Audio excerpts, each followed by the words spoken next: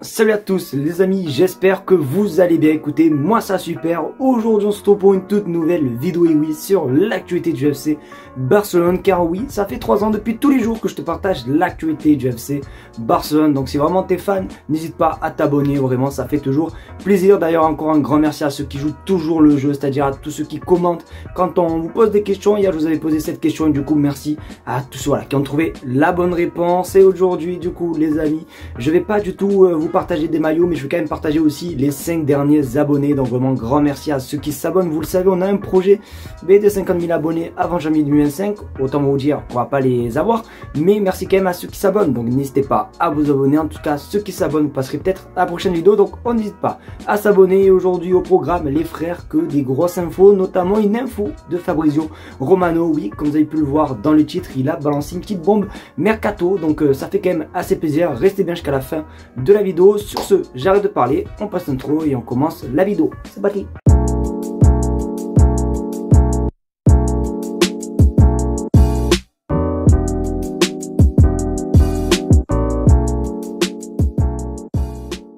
Si la blessure de Lamine Yamal était faite juste exprès, vous le savez les amis, Lamine Yamal s'est blessé et devait ne pas reprendre avant 3 voire même 4 semaines. C'est-à-dire que le match contre le Celta de Vigo ou bien même Brest, c'était pas sûr qu'il le fasse. Mais aujourd'hui, changement simplement d'avis concernant la blessure de Lamine Yamal. Regarde ton écran, Lamine sera disponible pour le match du Celta et Brest. Donc honnêtement, je pense peut-être que la blessure était intentionnelle. Vous le savez forcément, il y a actuellement la trêve internationale, ce qui veut dire que l'Espagne joue en Nation League. Et c'est vrai que bon, on va pas se mentir, c'est une compétition les gars que même moi je boycotte. Moi je regarde même pas des matchs avant que, je sais pas, c'est une perte de temps. Et en plus c'est des matchs ajoutés en plus aux joueurs, déjà que le calendrier en club est fortement a fortement quand même augmenté.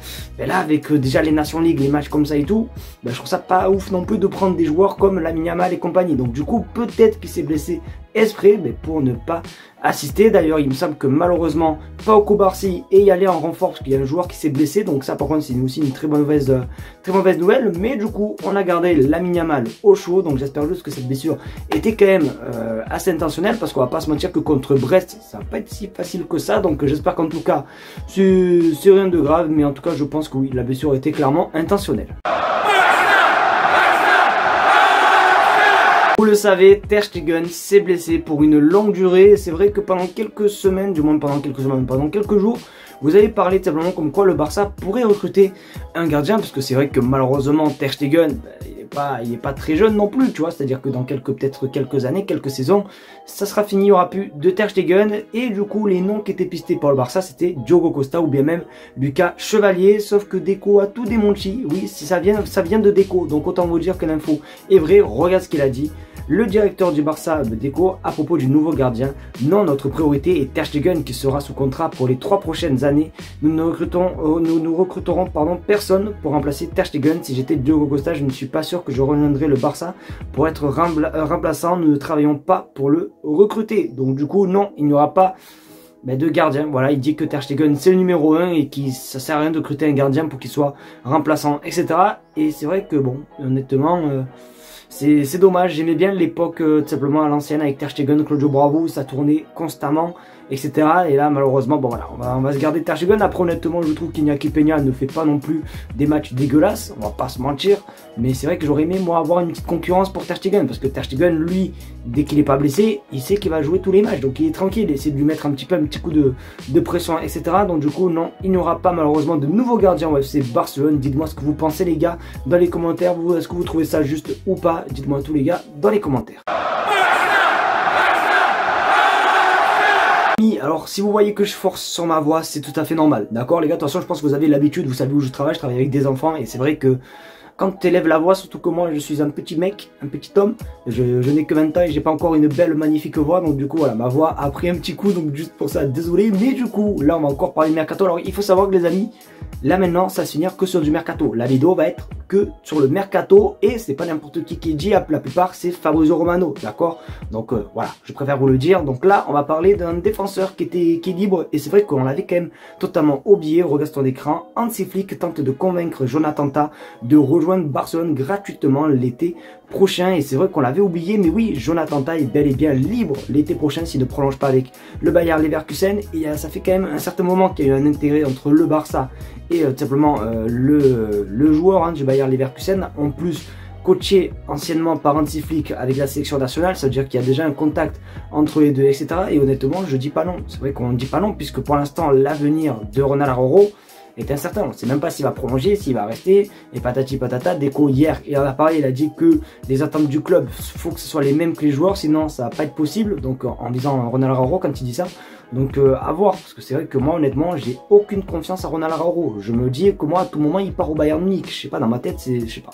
Honnêtement, donc va falloir un petit peu essayer d'anticiper l'avenir. Mais honnêtement, Jonathan Tah, moi les gars, je sais pas vous, mais je prends tous les jours. On finit par la meilleure info de la vidéo. On va parler encore de Fabrizio Romano, les gars, meilleur journaliste au monde, voilà, qui est très fiable. Donc voilà, ne m'attaquez pas en commentaire, c'est pas moi qui sors l'info, c'est Fabrizio Romano. Et du coup, il a parlé concernant le poste un petit peu d'ailier gauche. Alors, d'ailier gauche ou voilà, d'ailier tout simplement. Alors hier, je vous ai sorti une vidéo où je vous avais dit que le Barça, malheureusement, avec la règle du 1-1, ça va être un petit peu compliqué, mais après ça n'exclut pas une signature en été. Tu vois, j'avais dit que le mercato va être un petit peu flingué, mais il peut toujours avoir quand même des petites surprises. Sauf que Fabrizio Romano confirme que le Barça a bel et bien des gros joueurs dans le viseur pour l'été. Regarde ton écran, le Barça va recruter un ailier l'année prochaine. Nico Williams et Rafael Leao sont les noms les plus appréciés par le conseil d'administration. Signé Fabrizio Romano, les gars. Donc honnêtement, là, ça va être à vous de jouer dans les commentaires ou bien même dans l'espace communauté. Je vais vous mettre un sondage pour savoir si vous préférez Nico Williams ou bien même Rafael Leao. Je pense que ça se tape honnêtement. Après, je vais pas vous mentir que moi, si je dois faire un choix, je prendrai Nico Williams pour la bonne et seule raison, c'est qu'il est espagnol et qu'il a toujours joué en Liga, ce qui veut dire qu'il a un petit peu l'habitude, tu vois, il connaît très bien le championnat espagnol, donc ça peut jouer, je pense, dans la balance. Après, honnêtement, je me suis pas trop renseigné, mais je crois que c'est à peu près le même prix, hein. Rafael Leao, c'est 70 millions d'euros et Nico Williams également. Donc n'hésitez pas, vous, à me dire votre joueur que vous préférez entre les deux, mais moi, honnêtement, si je dois faire un choix, c'est Nico Williams, en espérant juste qu'il ne mette pas une clim comme il a fait cet été, mais honnêtement, pourquoi pas. À voir, comme on dit, affaire à suivre. Les amis, c'est déjà la fin de cette vidéo. J'espère qu'en tout cas, elle vous aura plu. Si c'est le cas, n'hésitez pas à me le faire savoir, mettre un maximum de pouces bleus, à partager la chaîne YouTube et surtout vous abonner aussi, les frères. Franchement, ça me ferait énormément plaisir, les amis, parce qu'on va pas se mentir. Comme j'ai dit dans l'intro, les 50 000 abonnés, c'est vrai que l'objectif des 50 000 abonnés, c'est... ça envoie. Honnêtement, les gars, j'y crois plus trop, donc n'hésitez pas à refaire vivre cette flamme qui est en moi. En tout cas, passez une très bonne fin de journée. On se dit à demain pour une vidéo actualité.